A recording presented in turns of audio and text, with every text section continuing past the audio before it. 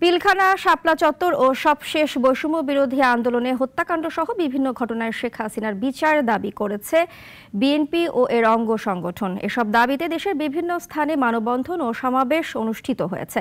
প্রতিনিধিদের পাঠানো তথ্য ছবিতে বিস্তারিত জানাচ্ছেন পিন্টু হাজং। শেখ হাসিনা ও তার সহযোগীদের বিচারের দাবিতে বরিশাল নগরীতে জাতীয়তাবাদী যুবদল ও ছাত্রদলের নেতাকর্মীরা বিক্ষোভ সমাবেশ ও মিছিল করেছে। সাবেক প্রধানমন্ত্রী শেখ হাসিনার ফাঁসির দাবিতে জামালপুরে বিক্ষোভ মিছিল করেছে জেলা যুবদল। একই দাবিতে ময়মনসিংহেও যুবদলের বিক্ষোভ মিছিল হয়েছে। ঝিনাইদহে জেলা ছাত্রদল সুক্রিলি করেছে। তারা পিলখানা হত্যা, শাপলা চত্বর গণহত্যা সহ গত 15 বছরে অসংখ্য সাধারণ মানুষকে গুম খুনের বিচার দাবি করেন।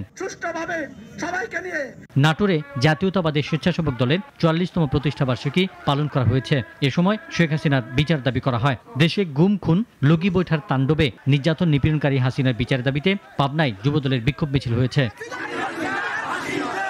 এছাড়াও গাইবান্ধা সহ বিভিন্ন স্থানে শেখ হাসিনা ও তার সহযোগীদের বিচারের আওতায় আনার দাবিতে কর্মসূচি পালিত হয়েছে। পিন্টু হাজং, নাগরিক। 250-টিরও বেশি ডিজাইন অপশন নিয়ে ওয়ালটন স্মার্ট ফ্রিজ, বোঝে আপনার প্রয়োজন।